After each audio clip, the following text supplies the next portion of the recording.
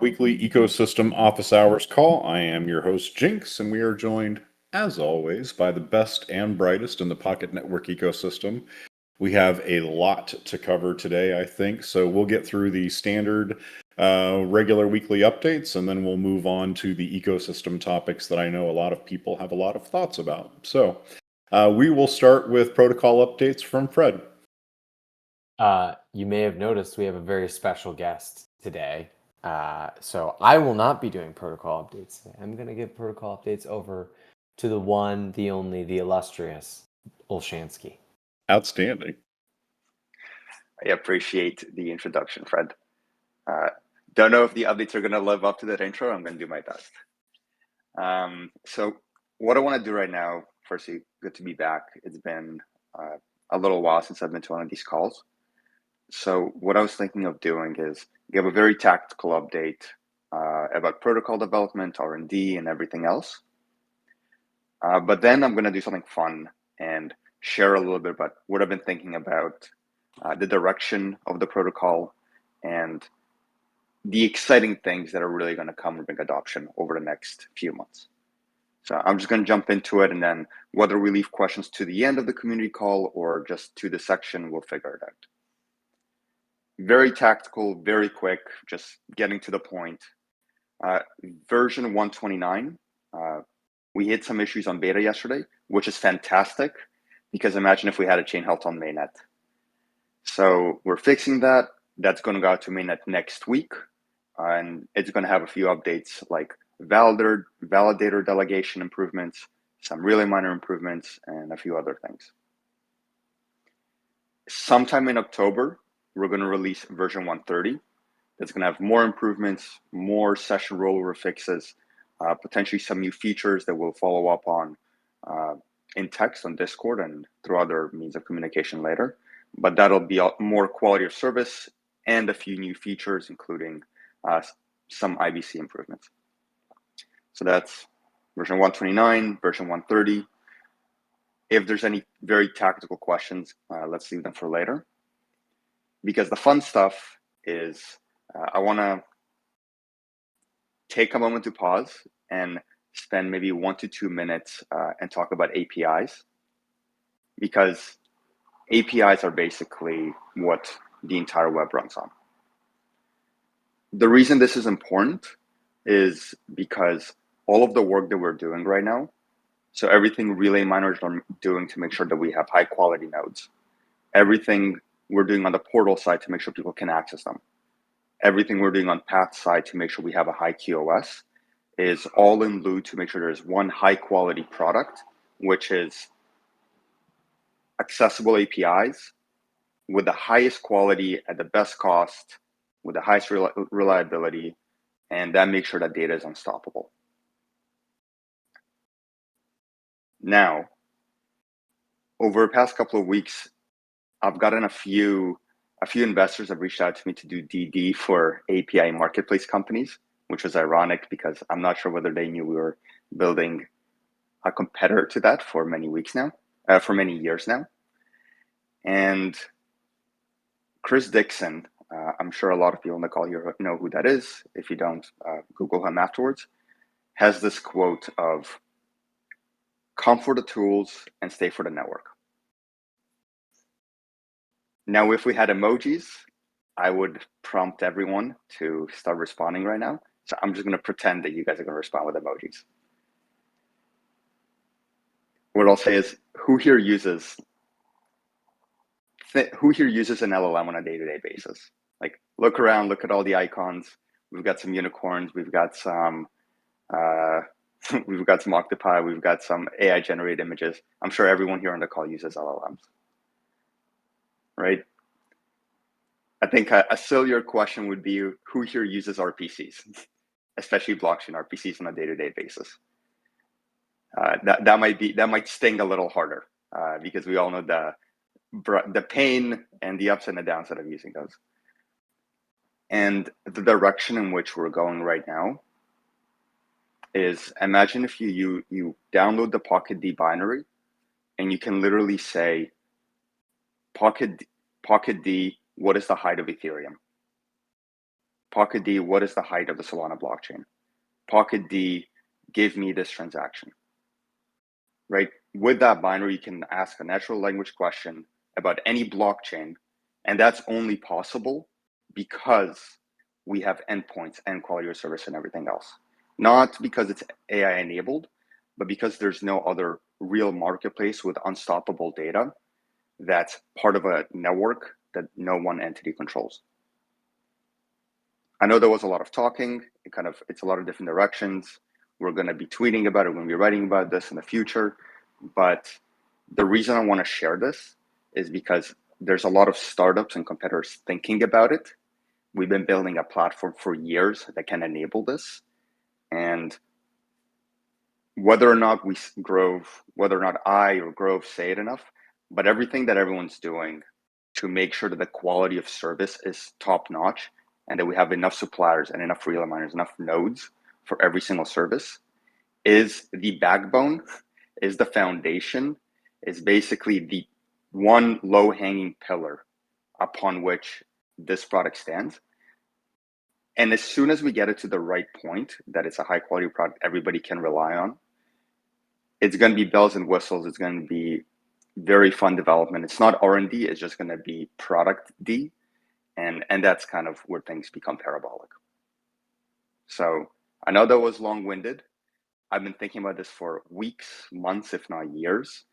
And the reason it's fun to share right now is because we're getting to the tipping point with all of the edge cases we're fixing to really, really bring this to fruition.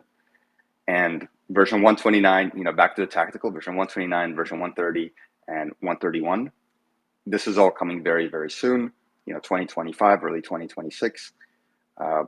But the important thing is that everyone here has clarity and at least some insight into where we're heading. I think that was like a 5-minute spiel. I'm going to stop. Jinx, whether we want to go into more updates or tackle questions now or at the end of the call, I'll leave that up to you. But I'm happy to do both. Well, just, after every segment, typically we'll ask if anybody has any questions then. So anybody have any questions now? Or comments or thoughts. Doesn't have to be a question. Or sounds, since we don't have emojis. That works too.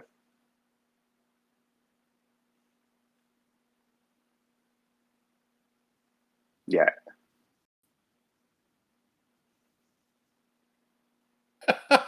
It's just we're setting the direction. I think what I really, really want to highlight is that all of the back and forth, whether it's via DMs, or a thread in Discord, whether there's enough comms or not enough, we're going to double down on it to increase that transparency. But setting this foundational pillar to make sure that when an AI agent is just given this, what is the height of Ethereum, that there's a reliable endpoint on the back end and everything across the entire stack guarantees that they get a response. Like that is the definition of unstoppable data. And that is something that no one else is really doing. Everyone talks about it. Everyone thinks about it abstractly. I think that's critical. Everyone understands that this is where the world is going, but no one has actually concretized what that looks like from a tooling perspective. And again, to quote Chris Dixon, people will come for the tool, but stay for the network as more and more services come up. Beautiful. I say, yeah, let's move on to the next segment. And if any other questions come up at the end, we can do that then. Actually, there's one from CryptoCorn. Yeah. At one point, will we have a high enough quality? That's a good question. The truest answer to that is as soon as possible. We have literally been dedicating multiple full-time edge resources across Path, across relay miners, across our infrastructure to be competitive, at least on par and exceed big centralized competitors like QuickNode, which raised rounds in the tens of millions of dollars. And we kind of waver back and forth. I can tell you that there are days, Fred actually had data for this.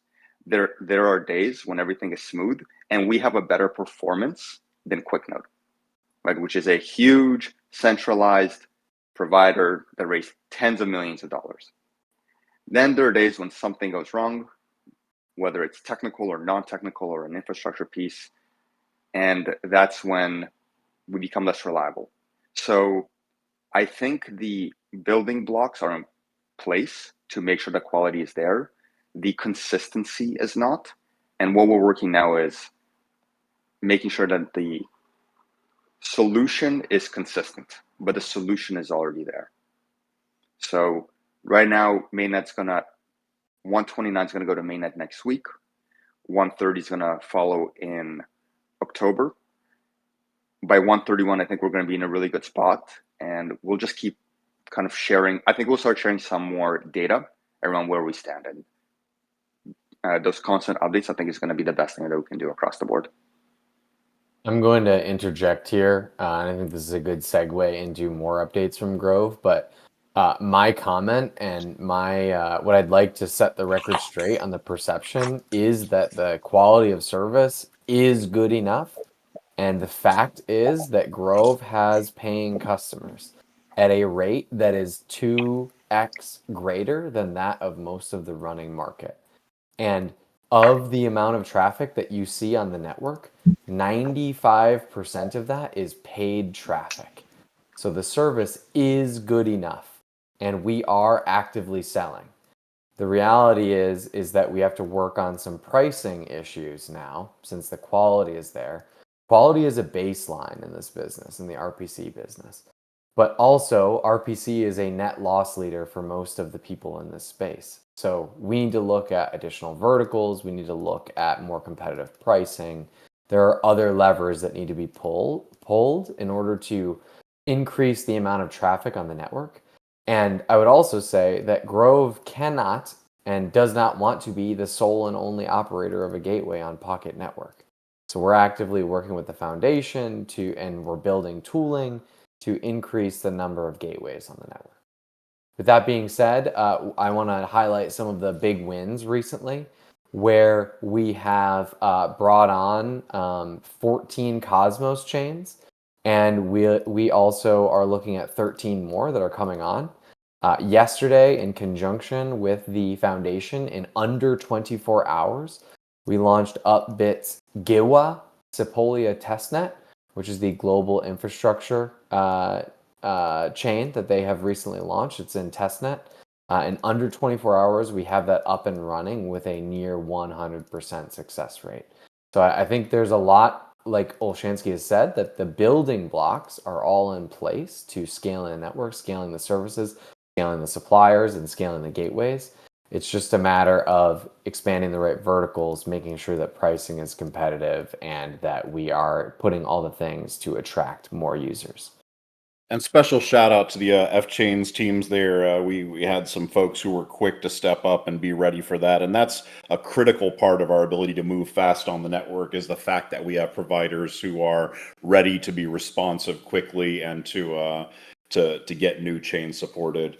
And we do have, as Fred said, we've got another 13 Cosmos chains that are ready to come behind that. We also have, we've been doing business development from a network data support expansion focus quite a bit, and we have more chains that are coming on even beyond these Cosmos chains in short order as well. So the breadth of types of data, both in blockchain and non-blockchain, are a high focus right now. We want to make it very clear to the world at large that any kind of data anywhere is supported, and we are working to incorporate that as much as possible. And not just from overloading our F-Chains providers, mind you, but from circling back to that core target mission of getting people who are already running data sources to attach Pocket nodes next to those existing data sources. So you'll see a lot more of that over the next couple of months.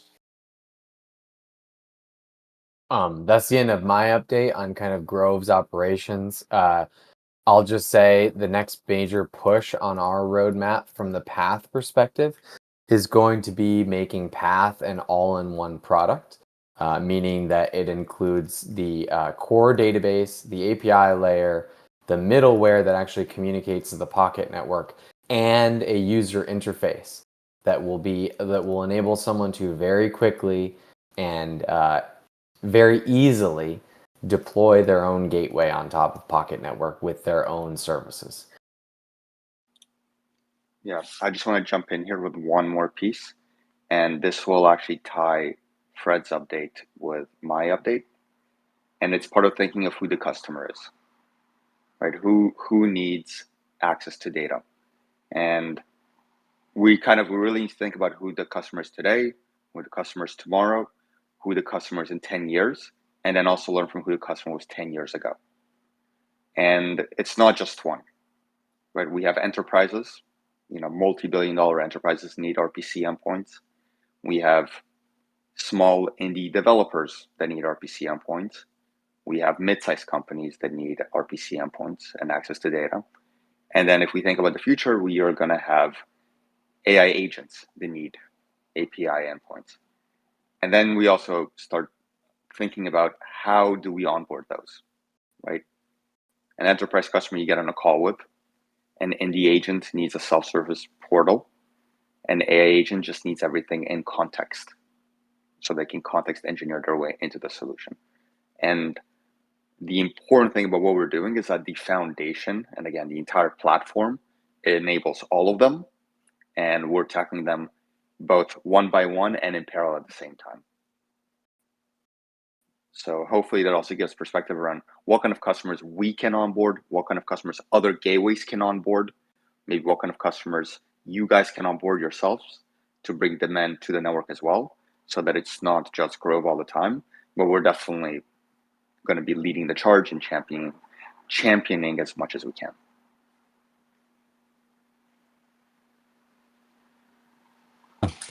All right, cool. So I'll jump in here. So what are we shooting for right now? We have batching out, I think, out the door right now for JSON RPC and EVMs. I think it's coming out later today for Solana. We have WebSockets out the gate for a few different chains, and we'll be rolling it out for the rest of the network in short order over the next month or so. So we're going to be sending an email to customers later today to let them know, like, hey, we launched 14 new Cosmos chains. We launched GUA. We have batching going. We have WebSockets in beta. And we'll be allowing these people to come in and test us at like a very cheap price or for free to get feedback from them. So that's kind of the immediate next step we're taking right now to get more traffic on the network. On top of that, um, we are currently at 64 or so services on the network, with the next 13 coming in. That puts us at 77. And I have another 20 to 30 that I would love to launch, basically to get us to 100 by the end of the year. I'm dropping a screenshot. I know a lot of you provide RPC for other networks, and you might be running chains that you're not currently running for us because we don't support it. But here's a short list of stuff that I know that some of our customers want, some that I've seen that I think we need to launch. Dropping a screenshot here in chat to get an idea of what I'd love to launch. I mean, you saw, as Fred mentioned, we were able to launch a chain in under a day. Honestly, if you look at it, it took like 3 hours as well, but it's a new test net, so that's why it took so fast. So my goal by the end of the year is the following. It is get to 100 services across a few verticals. It is to have WebSockets across the board for as many chains as we can support it, or that we need to support it on. It is to have I don't want to call it a one-click launch of Path, but like basically you can launch Path out of the box and have a full stack app ready to go with some common sense default configurations on what a gateway should look like. So the front end will be there if you need it. The dispatching piece will always be there, and all of it will be driven by a database, the same type of database that we use internally. So we are actively working towards all of this right now. Everyone is burning the midnight oil all the time. And so, yeah, this is kind of where we need, your assistance here. So what am I looking for here? One, if you are currently validating for providing RPC service for DIN or Lava or for another provider, and you support chains that those providers support that we currently don't, let me know if you're willing to stake for those, and we will launch it. Next, if you have any of these 4 AI models already running locally, Fred and I have been talking about just getting this up and running and seeing what traffic looks like and seeing what the cost is to us on our ingress and egress to see how this is going to operate, what it looks like, because we have no idea how to price this accordingly. Um, and for Signal, that's something they're just going to get up and running ourselves as a little side project in the next month because we've been talking about it forever. And honestly, it should be a piece of cake to get up and running. I only have one little potential issue around it working through the network, and I want to test out that theory. Beyond that, this is the goal, right? Path out of the box, 100 services, at least 2 verticals, if not 3. And yeah, and what we'll do is we'll go back to every single customer, and that's what Fred and I are starting to do starting early next week, if not the end of this week, and look at how much traffic they've done in the past or they do now, and offer them custom weighted deals or just offer them free service for a period of time just to get their traffic flowing through our network. If any of you, the last thing I'll say here is, if you know, I'm currently going through Isaac Asimov's Foundation books because I love the TV series and I've never actually read the books, and they have a concept there of having basically 2 foundations, in that book. So we have PNF as one foundation, and Grove is like basically we're going to treat ourselves as a second foundation for a period of time, where PNF is using their treasury and their influence to get suppliers and services and marketing in place. Grove is using their treasury and their influence to get BD and demand in place. And so we are going to spare no expense in making sure this happens at this point in time. So this is being me being very upfront about how we plan on moving for the remainder of the year and into next year. So with that, I'll stop. We can open up questions to the 3 of us, unless Jinx, you want to give a PNF update now. Yeah, I mean, I'll roll back around to say that, obviously there have been a lot of conversations over the course of the last week, and we welcome the continuation of those conversations today on this call. I have spent a significant amount of time, obviously, talking with a lot of you node runners individually, and also talking with Grove's principals, and looking at what does, I mean, because I think there were some pretty important questions that were asked. Breezy, in particular, asked some important questions in the Discord. Like what is our focus? What are the things we're trying to do? And is our service as it is, actually viable from a business perspective over the long term? And we've done something this year that we've never done before at all, and I think that the vast majority of Web3 projects haven't done, and that is we shifted into making this a real business with real financials. And that's a pretty significant change of pace from a lot of projects that are still, trying to depend on inflation and magic internet money and things along that line. But we sell a real product, and we need to be able to operate in a real product marketplace. And I think that I have seen, a significant commitment from the node runners over the last 6 months in the amount of extra work that's been done to help get past some of our bumps and scrapes. And I've seen significant commitment from Grove's leadership in our conversations over the last week or so. And what does that future look like? And how do we get there as an ecosystem? And I think that we are really well placed to do that, both from the second foundation concept, which, by the way, I have read all of the novels and they are very worth reading. That concept, I think, is strong to me, operating independently as a supporting faction of the network and using your resources to drive that up. We've talked about a few of your ideas there, which I think are strong.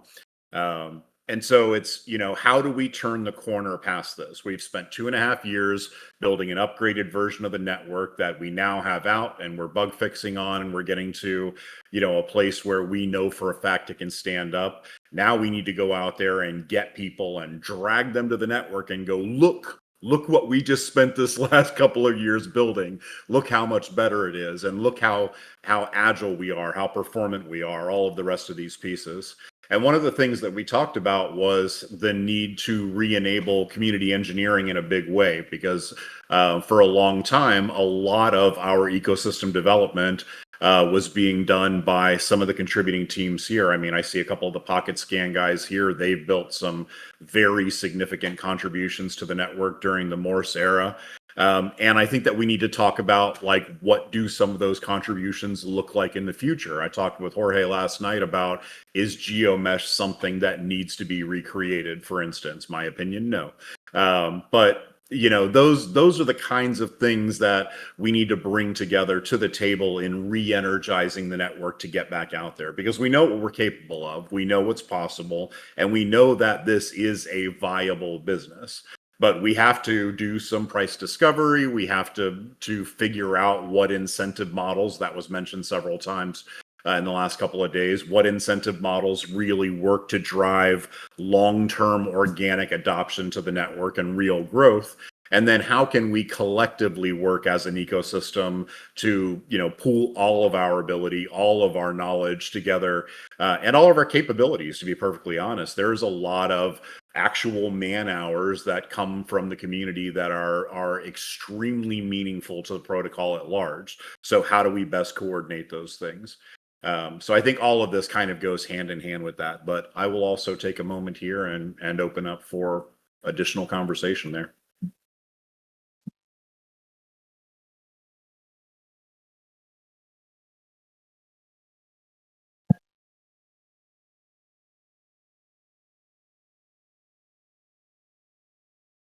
Thoughts?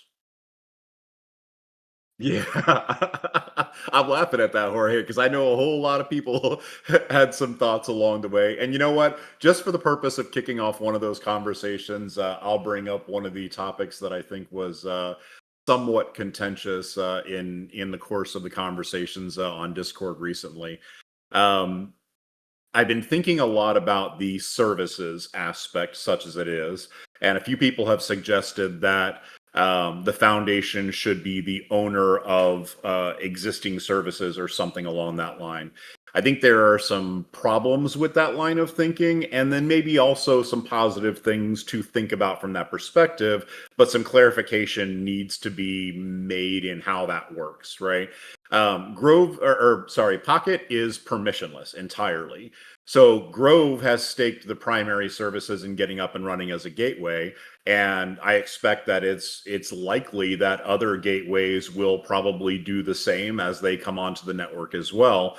But the network is permissionless. Anyone can stake services and offer, you know, whatever CUPR they want for whatever services they're trying to get covered through the network, and it will be up to the node runners to decide which of those they want to stake to provide.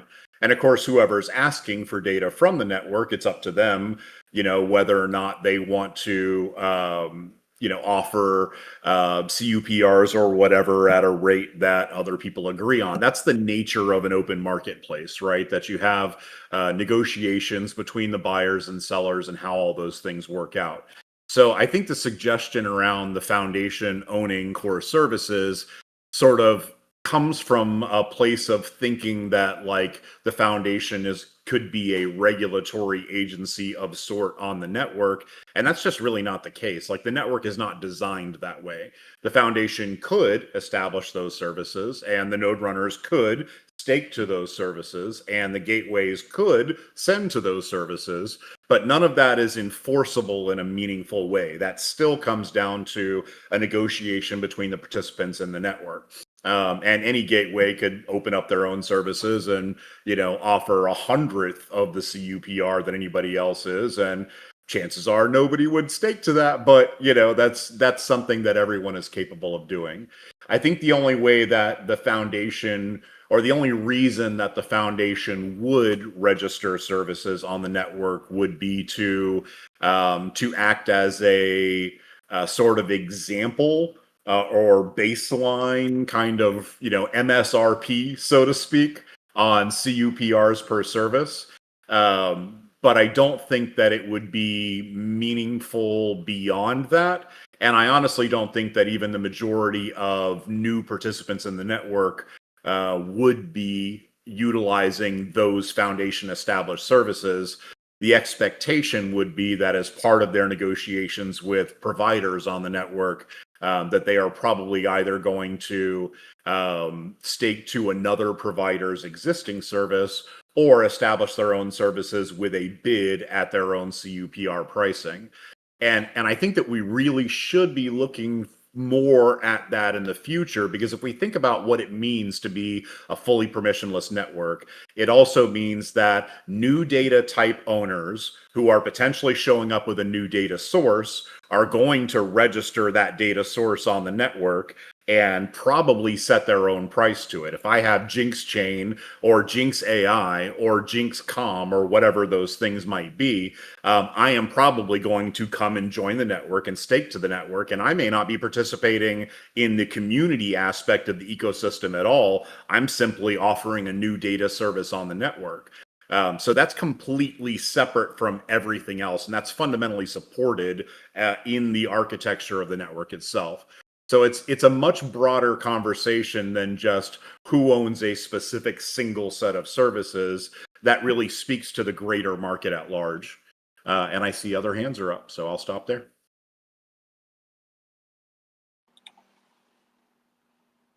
I had a slightly different question. Well, I have a question for Jinx about a related but different topic.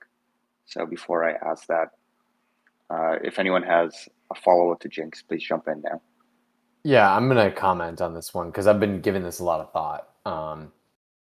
I am of the opinion, and you can steel man who should own the services.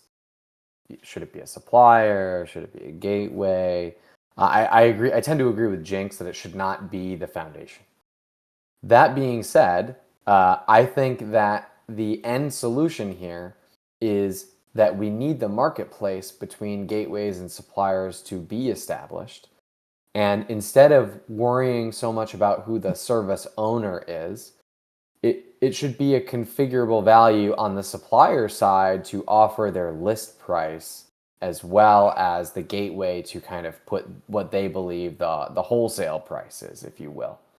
And then it becomes on the gateway to navigate the prices available for a particular service and also the price to quality that they perceive they are getting. That would be, in my opinion, the best state.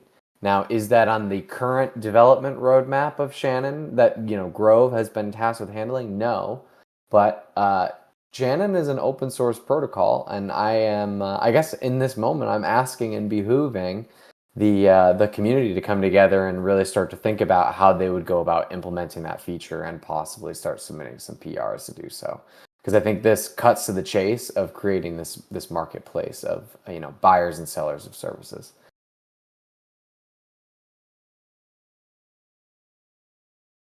Yeah, and Breezy mentioned. Well, I'm gonna do the second part first. In theory, the suppliers or each supplier should own each services that they are servicing. That could potentially be like wildly chaotic if every single node runner is running their own service. It's my opinion that the primary owner most likely in a fully permissionless network would be the data service, the data provider themselves. Um, so it could be like, the if I am adding a new data source to the network, right, I get that 3% rebate from being the data service owner, and that's my incentive to add my data to the network. So if I'm contributing data to the network, but I'm not registering it as the service or as the service owner, then I'm not getting that 3%. When a gateway is the owner of the service, they are now also the data source owner, and that's an extra 3% that they're getting back from that as well, which cool, like that's a nice little bonus if a gateway's registering that service or whatever.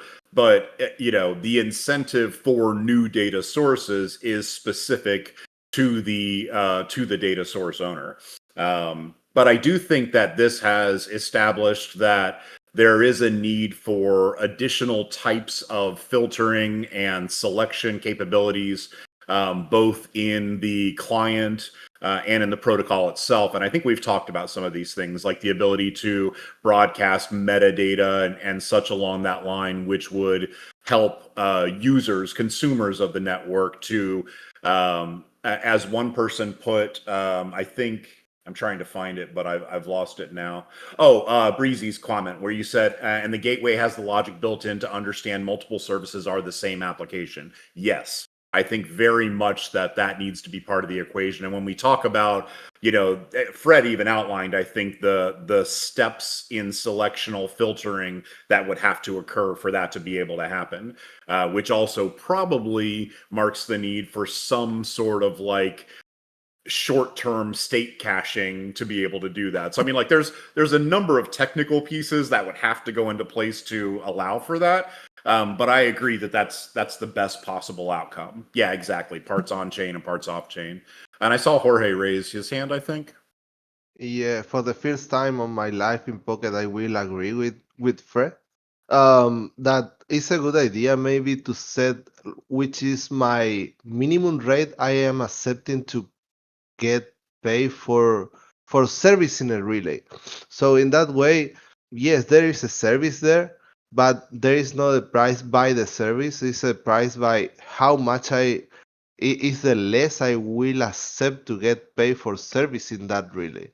Because at the very end, the deploy a chain, deploy an LLM, whatever, is a high cost or a cost for the provider. Maybe Snowflake that is sharing with some other network like Infura or something else, they can set a lower price, but the tiny provider will set a higher price because they need to get paid more. But they has better performance maybe. So whatever is the price that a supplier accepts is something that the gateway will be able to choose by his own rules. So the gateway will just say, hey, this is the AV level, but this is too expensive for us. Even if they are the better one, I will not pay that right now. Maybe in the future when I am in production or something like that. But set a minimum price that I accept to get paid for a service, for me at least, is not a bad idea. Moreover than who owns the service.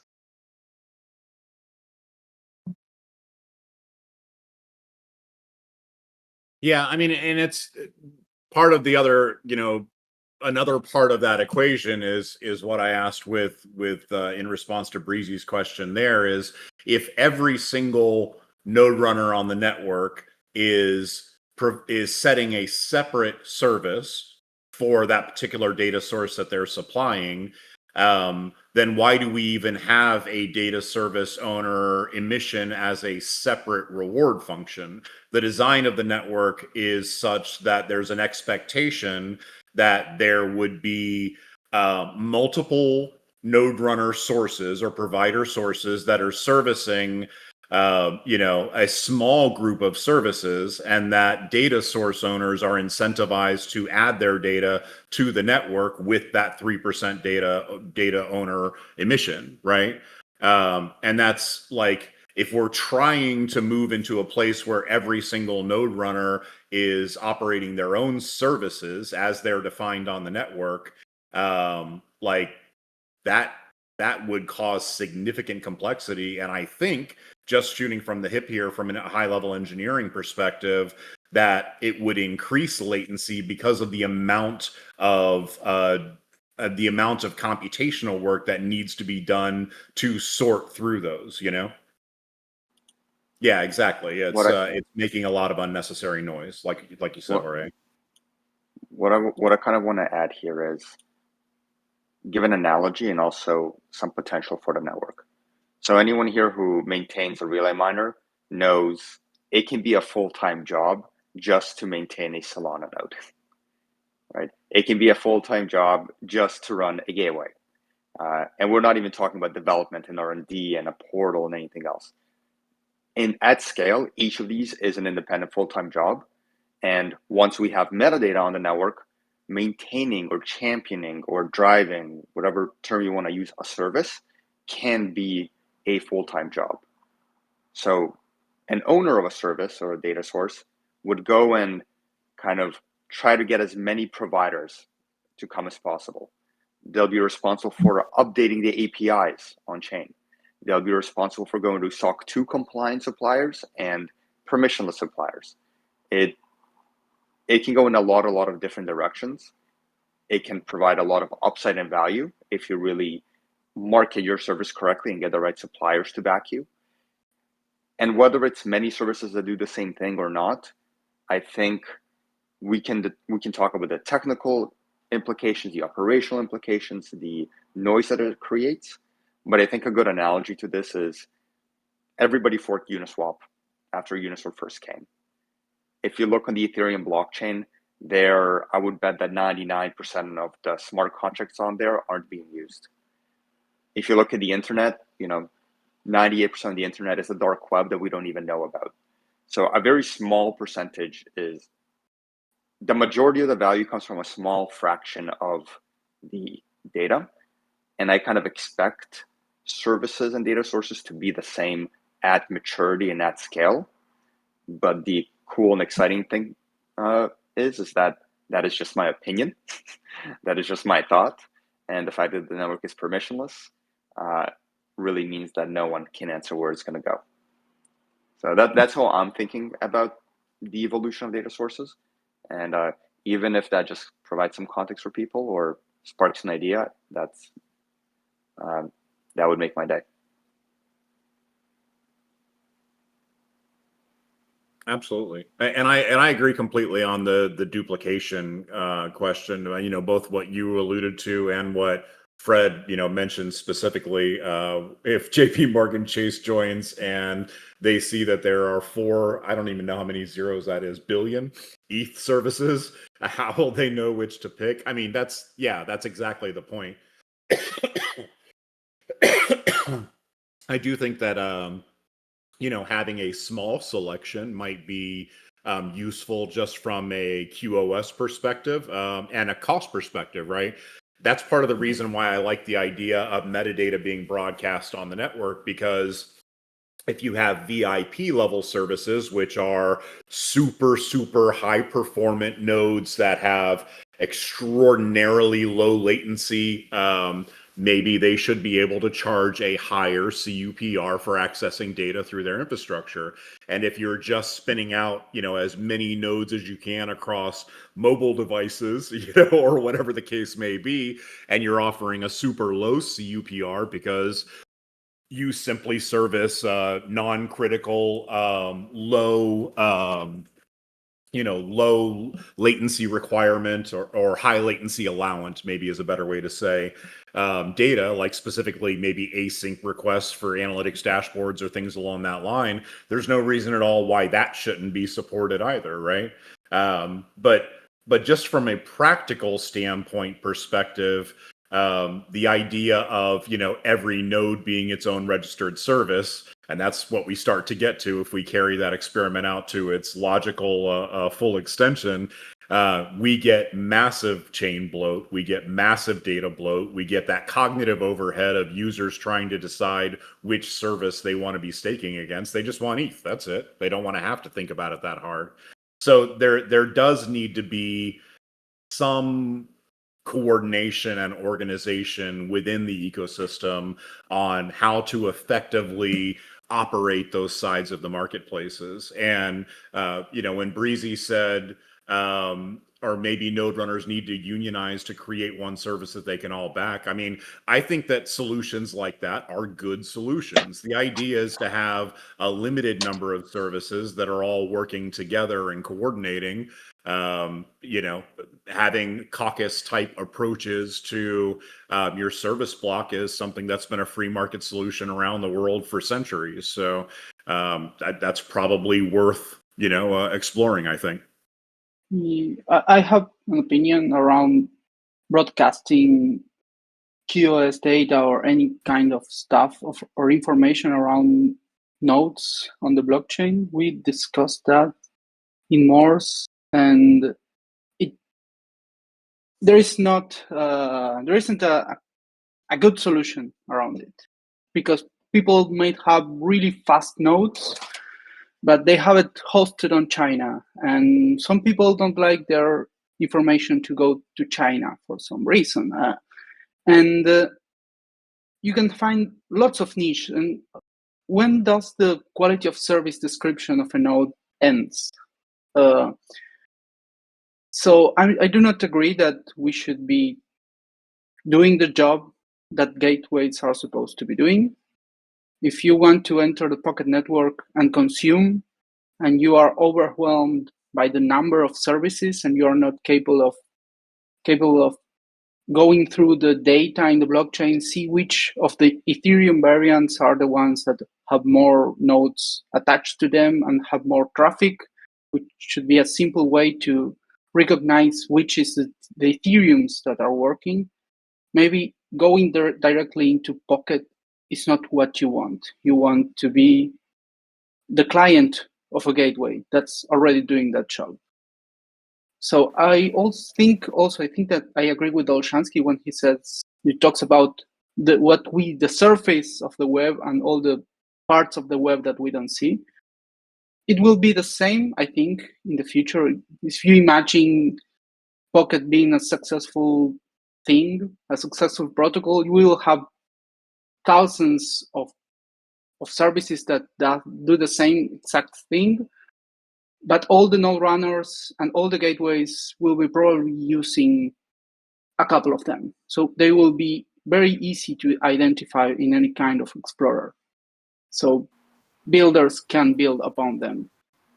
But the part I think that Pocket is missing right now is only the ability for node runners to stake in a service for a minimum price and advertise like how much they want to be paid, so that the gateway can discriminate and say, okay, this is a low priority call. I know the quality of service of these guys because I know that they are on Ethereum, but they have low quality of service.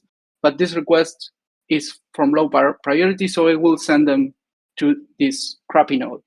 And those that want to pay premium, I know which nodes are the premium. And those guys, if they are smart enough to realize that they are premium, they will probably want to charge more for their services. But the agglomeration of services should be natural. It's not something that we will need to push in any way. Sorry, go ahead. Yeah, I want to double down on something Ramiro just said. And the reason this is important is that everyone on the call here has ideas, has opinions, has expertise, and has interests in different things. So the end-to-end goal is for the protocol to enable that. It doesn't mean the Pocket D binary or the Pocket blockchain solves every problem for anyone, but it enables the objective part that needs to be objective and the subjective part that enables people with opinions and objectivity about something to do something. So that was very abstract, but fundamentally, something like claims and proofs are objective things that need to be on the network, and that is verifiability and code as truth. In terms of how you want discoverability or how you want a user experience or how you want to navigate the data on the network, where there's a problem, there's an opportunity, and that's where different types of indexers are great, right? There's no one right solution to what an indexer should look like or what it should make available, or rather an explorer, what it should be.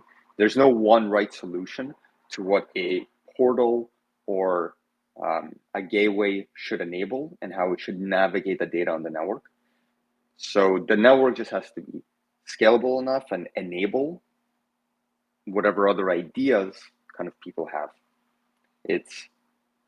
This is me just really doubling down on what Ramiro said, and hopefully also kind of show how much it enables downstream for what everybody else is working on. Sorry for interrupting you, so go ahead.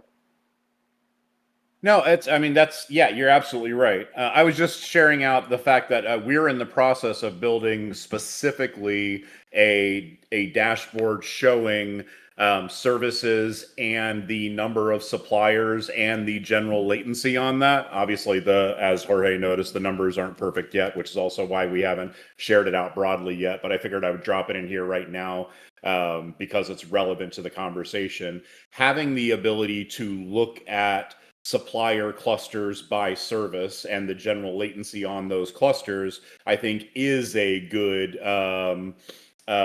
way to approach providing that for providing that kind of data for both node runners and gateways on the network, and also maybe even contributes to the end user conversation. But yes, data is the important part, and we're still we're still in the process of rolling out some of these additional data points that I think are going to be a necessary part of that conversation. And that's why also the metadata aspect of this is, I think, really important as well for nodes to identify themselves as more than just a service provider, but also with information about their environment and performance. So it's, to me, that is one of the more important features that we're looking at rolling out in the near term. I'm going to jump back really quick just because there's a lull while people are typing to Jorge's previous question about why Grove maintains a presence on the cloud. Being on the cloud and being in multiple clouds opens up distribution channels for sales. And the reason why I said, if you like Solana relays, then you like Grove being on the cloud, is because we are listed on the GCP marketplace as an RPC provider, and we have several users who come through GCP marketplace to use the Grove portal and therefore the Pocket network. And a majority of the Solana traffic right now comes through a user who uses us through the GCP marketplace. So it behooves us to stay on the cloud because we lose access to these distribution channels if we move away from it. That's why we stay on the cloud, and we'll continue to expand across multiple clouds. I'll also say operationally, we are efficient. Like, from our cost perspective, I think that we would rival many bare metal users setups in terms of cost per month for the same infrastructure on the cloud. We understand how to milk it for everything it's worth. I would say second order effects is when Google announced that they were launching their custom chain, the GCUL, the universal layer. And the person who announced it or was quoted is someone that I'm friendly with because we have this relation with Google. So I just shot him an email, and he told me, and he's like, yeah, we're not ready for like public RPC providers but Pocket's on the short list because it behooves them to use us because we already are integrated into GCP. Like, it's net beneficial. We also have good friends at Oracle. We have friends at AWS. We just don't need their services right now, but they want to be in this space and they want to be with us. And when it makes sense, we already have, Fred and I previously have secured very advantageous deals if we need them on these other clouds. And with that, there are, as Fred said, more distribution channels that can appear as needed.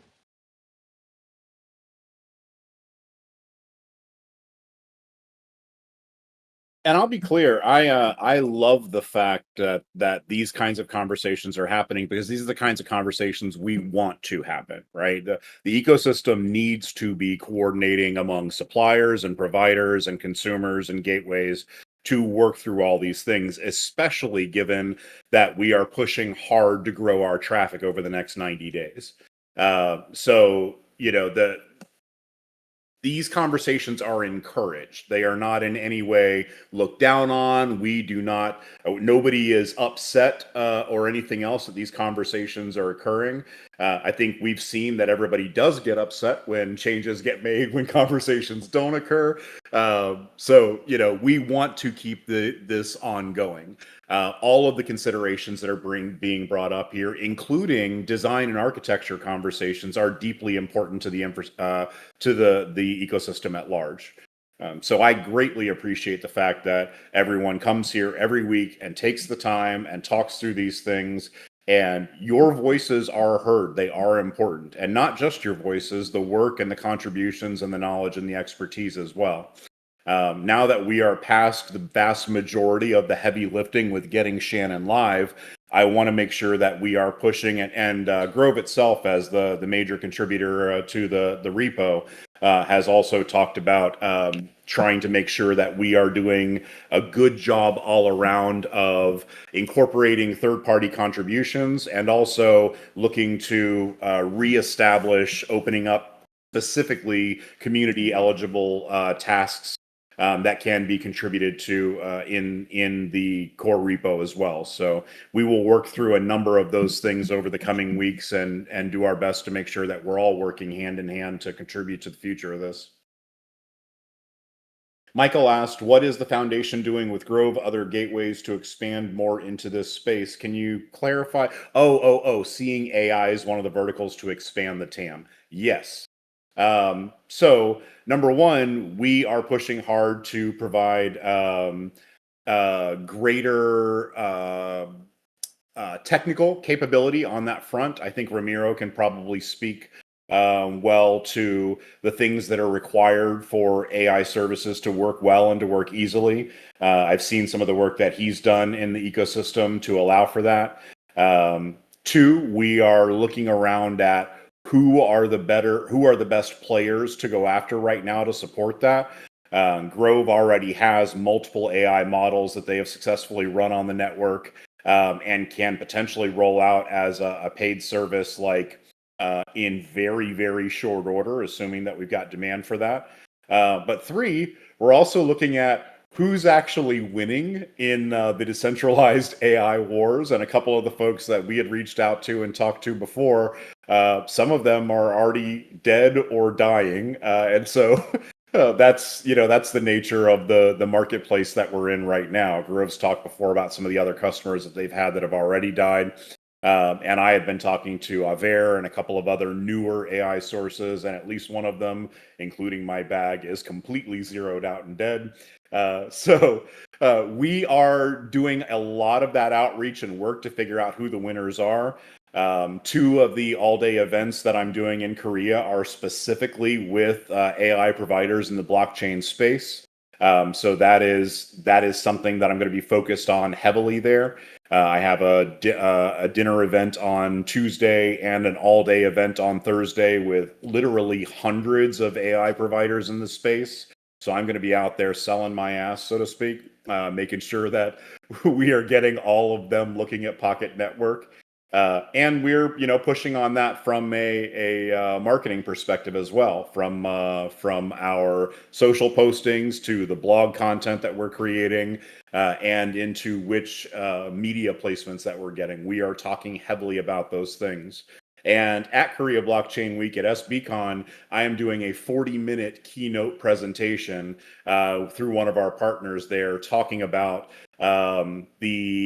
Yes, I hope so, Ramiro. I'm keeping a close eye on that.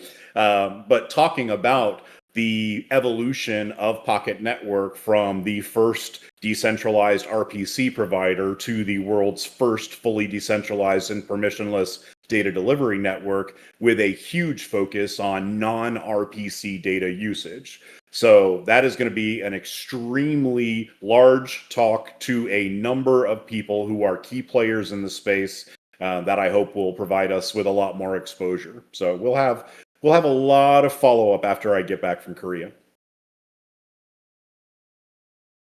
Ramiro, you want to give us some spoilers? No, I'm tired of giving spoilers or dates and then we pile up with other work and no more dates. I learned that I feel your pain, my friend. I have been there. Okay, cool. But yes, but we are closer than ever. Any other questions? I know we're already running past the top of the hour, but I'll stay on as long as y'all want.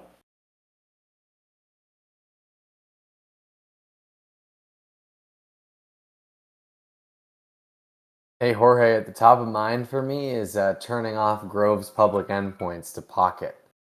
That would help save a lot on ingress and egress fees. So don't tempt me. Do it. I have my own. Do whatever you want. I'm so proud of you. See? My mom too.